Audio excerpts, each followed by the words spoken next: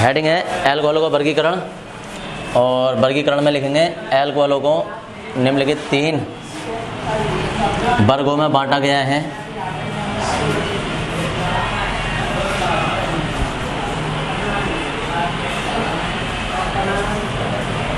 निम्नलिखित 3 वर्गों में बांटा गया है, और वो वर्ग हैं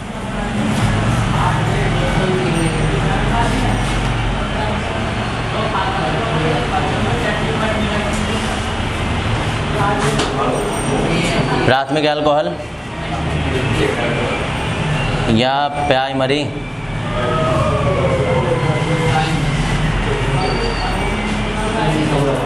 अल्कोहल, या इसे कह देते हैं 1 डिग्री अल्कोहल।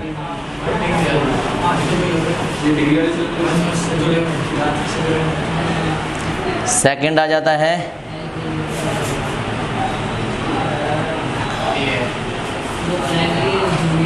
द्वितीयक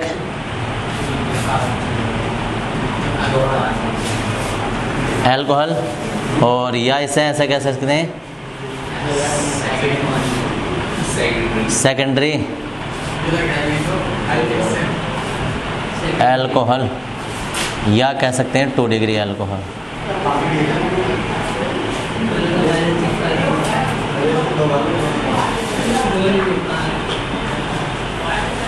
और जी थर्ड में आ जाएगा तृतीयक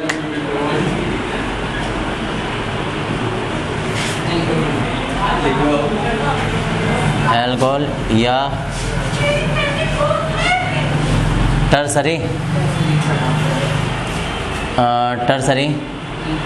इसे ऐसे लिख देगा टर्सरी अल्कोहल या 3 डिग्री। आप देखो इधर होते क्या है, हम कहेंगे कि जब किसी कार्बन से जब OH समूह प्राथमिक कार्बन से जुड़ा होता है, तो ये प्राइमरी अल्कोहल कहलाता है, और इसमें हमारे पास सिर्फ HCH होंगे। ऐसा नहीं है, पहले कार्बन से जुड़ा होना चाहिए, मतलब उस कार्बन से कोई दूसरे एल्किल समूह ना जुड़े हों। इधर सब में HH हों, इधर हमारे पास भले से CH3 कार्बन कितनी लंबी चेन चली है, यहाँ 2 H होने चाहिए। तो पीछे वो कार्बन की कितनी लंबी चेन चली है, ये प्राथमिक कार्बन कहलाता है। अब अगर हम इसकी बात करें कि पीछे को कार्बन और चल रही है, ये वाला जो होगा ना द्वितीयक कार्बन होगा, और पीछे को चलेगी तो तृतीयक कार्बन होगा। तो ऐसा हो जाए, या देखो हम ऐसा कहते हैं कि एक कार्बन इधर है, एक इसके पीछे और आ जाए, तो CH3, अब यहाँ OH आ गया। तो अभी क्या है, CH3 है, अभी तो ये एक ही चेन चल रही है, इसमें कहीं एक और CH3 लगा दो, मतलब एक ही कार्बन से 2 एल्किल समूह जुड़े होने चाहिए। एक ही कार्बन से एक एल्किल समूह जुड़ा हो या खाली H हो, तो वो प्राथमिक ही कहलाता है कार्बन। एक कार्बन से 2 एल्किल समूह जुड़े हैं RR वाले, और एक H जुड़ा है, तो द्वितीयक कार्बन है। और एक ही कार्बन से 3 CH3 ग्रुप जुड़े हों या 3 एल्किल समूह जुड़े हों, तृतीयक। अब ये जो है ये 1 डिग्री अल्कोहल है।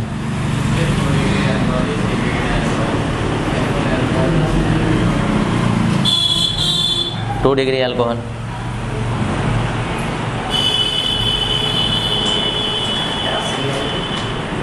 और ये 3 डिग्री।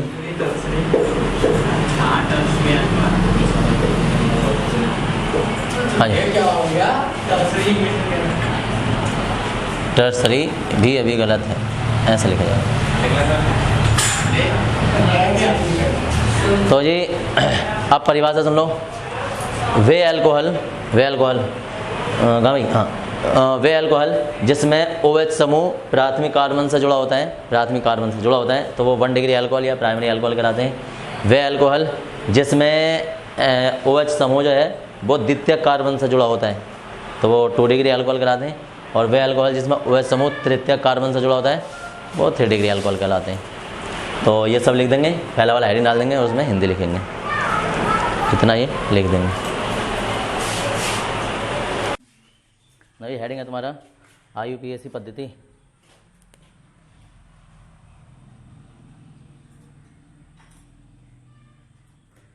IUPAC पद्धति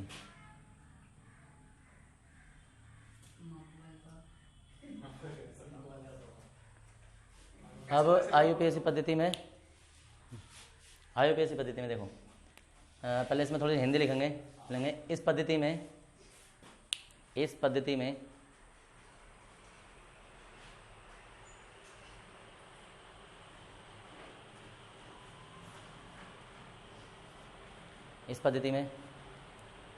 कार्बन का नामकरण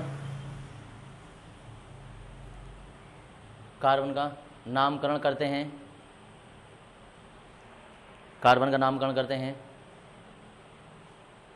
और OH समूह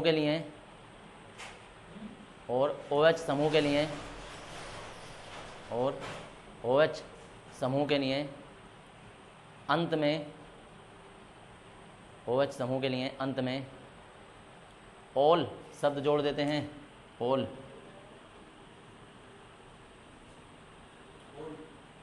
ऑल शब्द जोड़ देते हैं।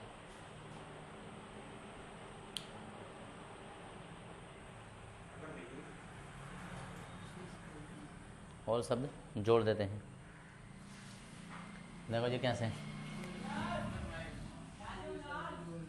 CH3OH, CH3 CH2OH, CH3 CH2OH, CH3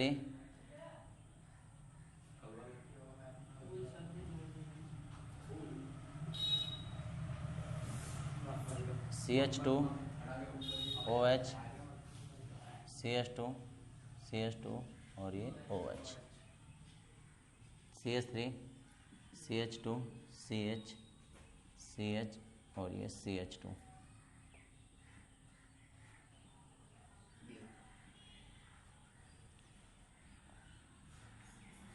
यह है तुम्हारा number 1, number 2, number 3, number 4, number 5, number 6, number 7, CH3 CH2 CH और ये CH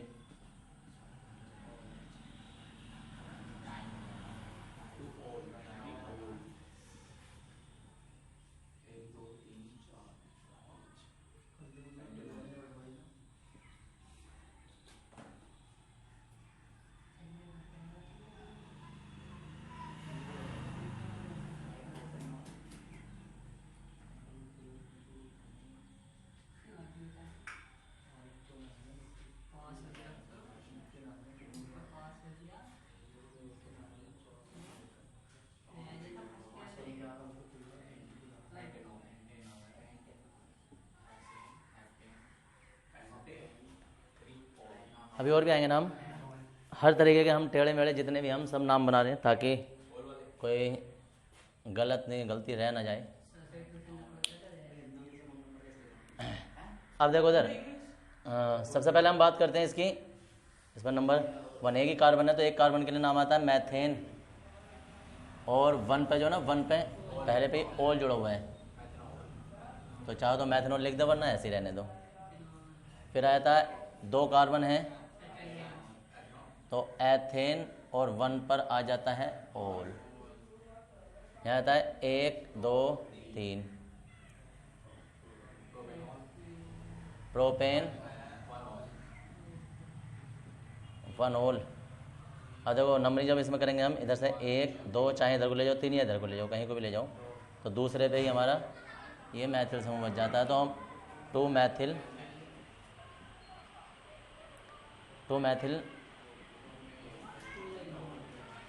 प्रोपेन और 1 ऑल, प्रोपेन ऑल भी लिख सकते हैं हम इसे। अब नंबरिंग चाहे इधर से कर लो, इधर से दोनों ओर से बराबर ही है।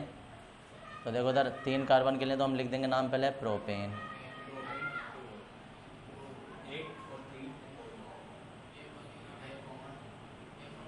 प्रोपेन और 1,3 डाइओल। और जी इसके बाद आ जाता है जैसे हमारे पास इधर ये से देखेंगे तो इसमें देखेंगे नंबरिंग हम करेंगे OH की ओर से ही 1 2 3 4 5। तीसरे पे मैथिल है, दूसरे पे क्लोरो है तो C नाम पहला आएगा क्योंकि ये C से ही एम से।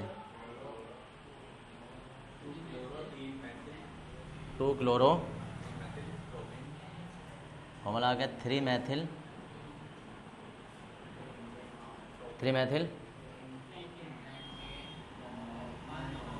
पेंटेनॉल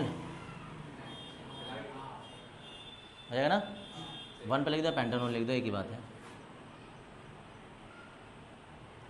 इसके बाद आता है नंबरिंग हम किधर से करेंगे, जिधर से नजदीक पड़े तो यही है 2 3 4 5।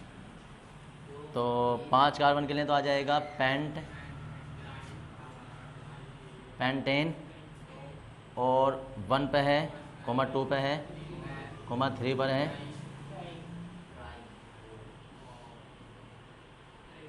ट्रायोल। यहाँ आता है 1 2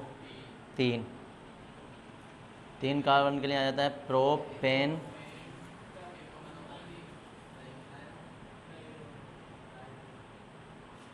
अरे काय का ट्रायोल, नाम तो बता दो, सही तो है प्रोपेन। नंबरिंग पाएगी ना, वो गड़बड़ हो गया हमसे।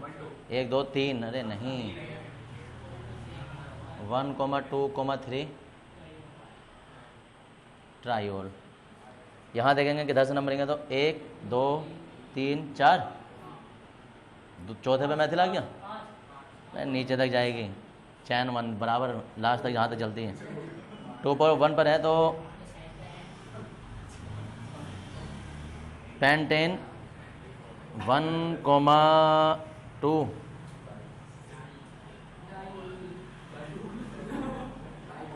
डायोल। अब देखो 1 2 3, तीनों पर, इस पर भी है, इस पर भी, इस पर भी 4 बार है।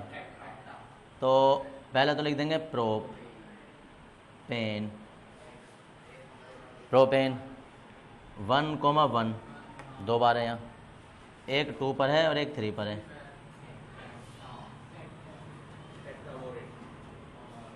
टेट्राओल। तो ये तुम्हारी IUPAC होती है, और भी अभी टड़े बड़े नाम करेंगे जरा, तो हाँ इतना करेंगे जरा से उतार लेंगे सब। पी नहीं जाती थी देखो भाई, पता नहीं। तो अब इसमें कुछ नाम अभी और रह गए तुम्हारे, कितने हो गए थे, 10 हो गए थे।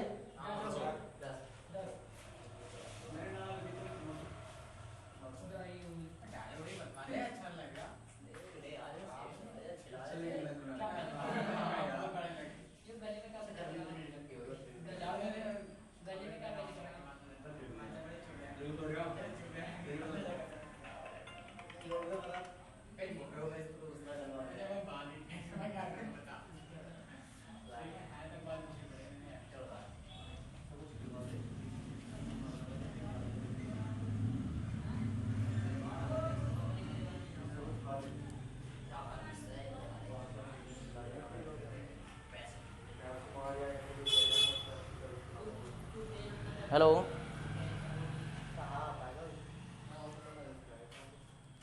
हेलो,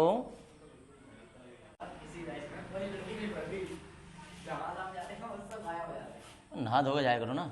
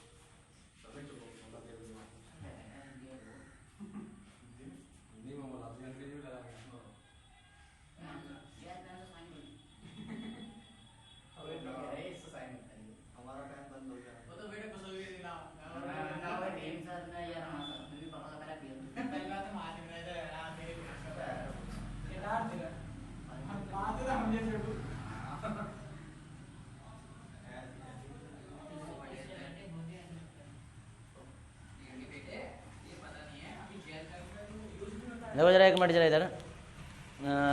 11 जो IUPAC नाम है 11वां, नंबरिंग करेंगे हम 1 और ये 2, नंबरिंग OH की ओर से करेंगे हम। तो 2 कार्बन के लिए तो हो जाएगा एथेन, और 1 1,1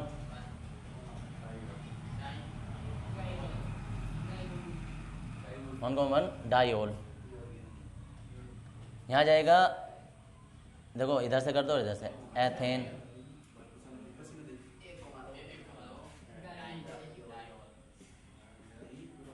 यहाँ 1 2 3 करो जरा इसके भी। अरे सिंपल है, जैसे नंबरिंग करके 2 पे मैथिल आ जाएगा, प्रोपेन 1,3 डाइओल, ऐसे इसमें नंबरिंग करके, बड़ा सिंपल है, कर सकते हो आराम से। करो, अगर नहीं होते हैं तो फिर मुझे बताओगे। चैप्टर का स्टार्ट में ऐसा IUPAC नाम हर चैप्टर का उसमें, जैसे इसके बाद अभी ईथर वाला आएगा तो ईथर में भी आएंगे, अभी फिनोल की भी IUPAC आएगी। अब इससे अगला चैप्टर आएगा एल्डिहाइड, कीटोन तथा कार्बोक्सिल, उन तीनों की अलग अलग IUPAC होगी।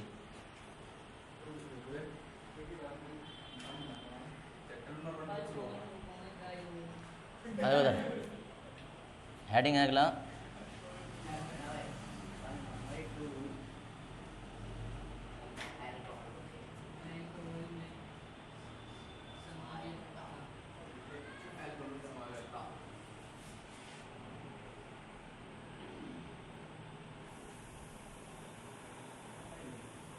अल्कोहलों में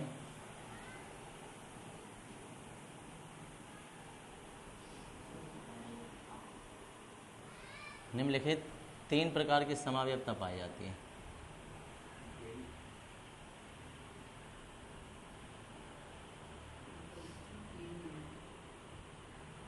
समावयवता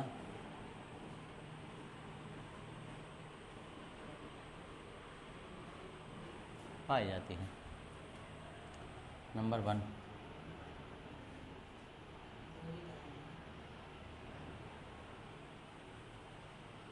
श्रृंखला समावयवता।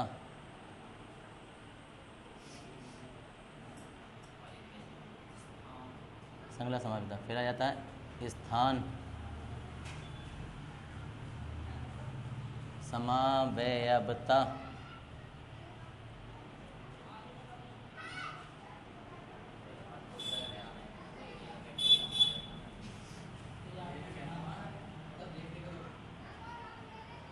क्रियात्मक समावयवता।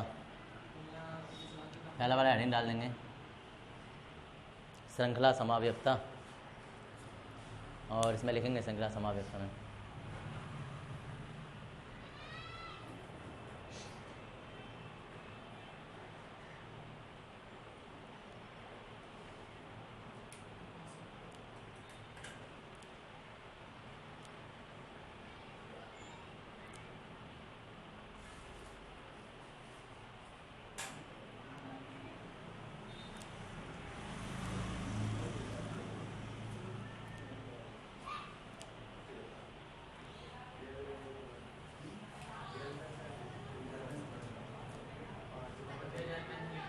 श्रृंखला समावयवता। इसमें लेंगे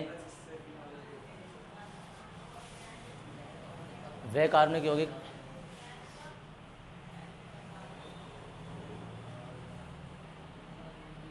यौगिक जिनके अणु सूत्र समान होते हैं,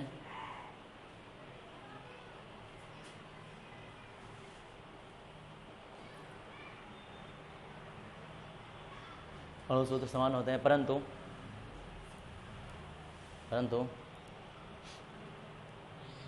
कार्बन की श्रृंखला में भिन्नता पाई जाती है, कार्बन की श्रृंखला में भिन्नता पाई जाती है।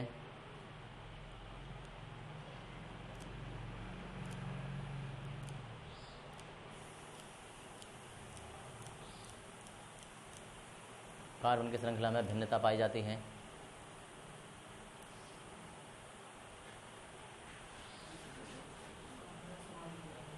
श्रृंखला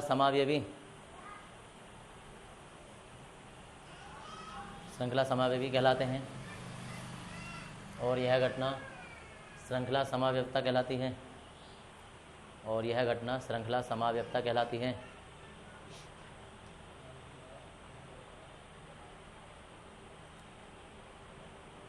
यह घटना श्रृंखला समावयवता कहलाती है।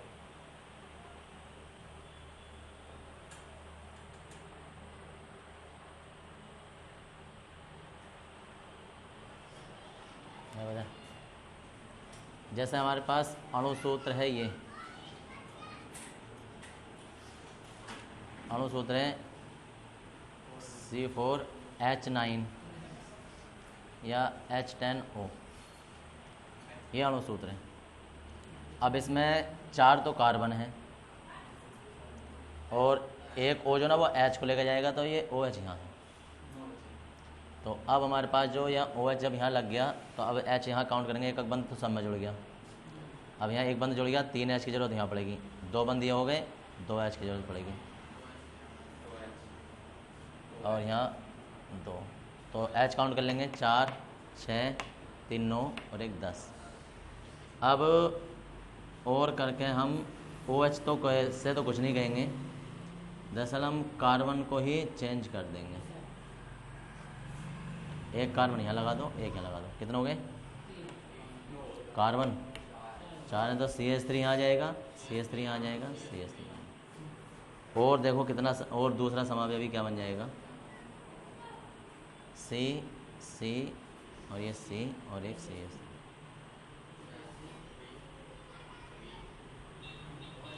OH है, ये ऊपर लगा दो और 3 है ना, देख आ जाएगा। काउंट कर देख लो तो भी पूरे 10 ही बैठेंगे।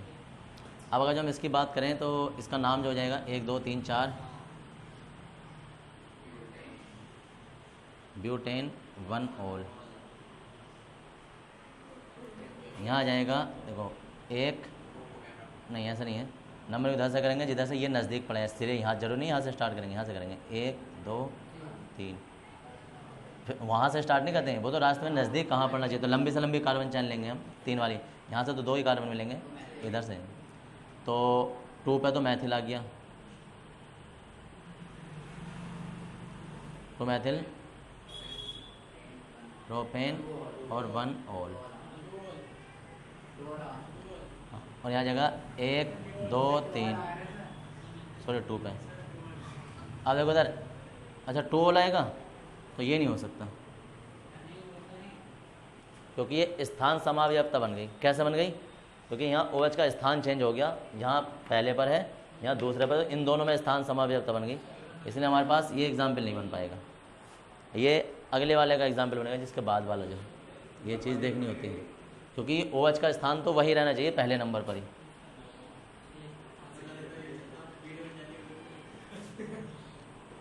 यहाँ लिख देंगे, ये बन जाएगा, देखिए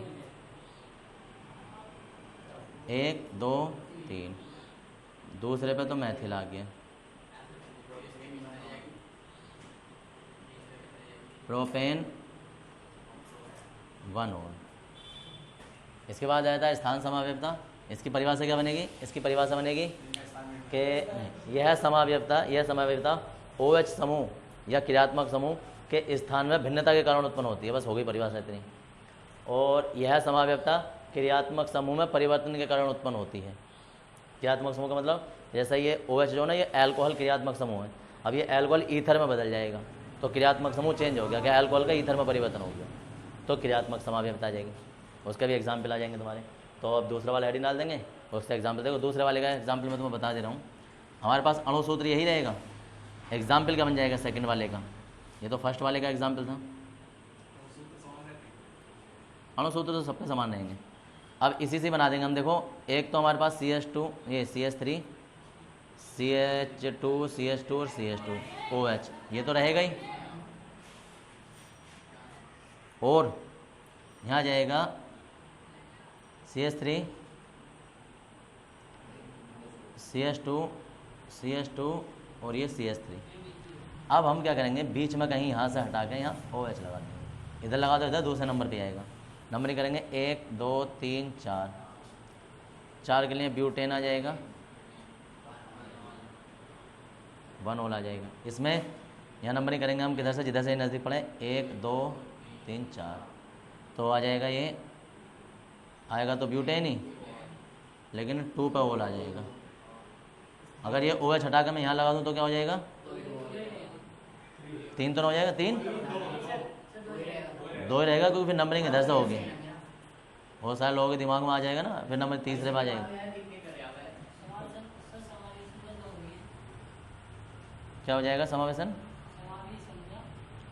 हाँ, समावयवों की संख्या, अगर पूछा कोई ना कितने समावयवी संभव है, तो इसके इतने ही संभव है। हाँ, इसका एक तीसरा वाला और संभव है जो हमसे पहला बन गया था, यहाँ CH3 और यहाँ CH3 और यहाँ OH, यहाँ बन जाएगा। फिर 2 पे मैथिल आ जाएगा और प्रोपेन 2 ओल आ जाएगा, प्रोपेन 2 ओल, देख लेना चाहिए, 2 मैथिल प्रोपेन 2 ओल है वो। अब क्रियात्मक समावयवता क्या होती है? क्रियात्मक समावयवता पहला वाला तो हमारा यही रहेगा, CH3 CH2 CH2 CH2 OH। अब दूसरा जो समावयवी बनेगा उसमें ना ये पूरा का पूरा O जो ना यहाँ या यहाँ आ जाएगा, मतलब ईथर में चेंज हो जाएगा। अब ये ईथर तुम अभी बाद में पढ़ने वाले हो। H काउंट करके देखो, 10 इसमें है, 10 इसमें होंगे। ये H जो वो तो इसमें आके मिल गया, बंद पूरे कर दिए, और OH जो वो इनके बीच में आ गया, O जो है O, तो इसका नाम ये भी एथिल है, ये भी एथिल है, तो ये डाई हो जाएगा, डाई एथिल, और ईथर शब्द जोड़ देते हैं हम, या एथोक्सी एथेन भी कहते हैं। और ये तो ये वाला नाम है ही ब्यूटेन। परिभाषा क्या है? देखो इधर, यह है समावयवता, यह समावयवता क्रियात्मक समूह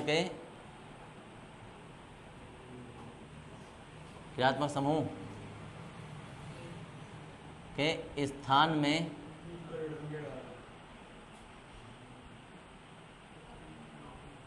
भिन्नता के कारण उत्पन्न होती है। और यहाँ आ जाएगा, इसके लिए यह है समावयवता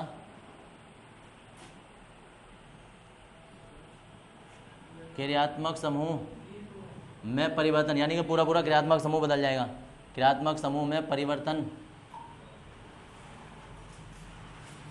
के कारण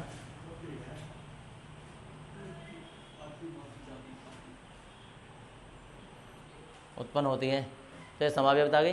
इसके बाद अल्कोहल के बनाने की विधि पढ़ेंगे, वो तुम्हारे अगले लेक्चर में होगी।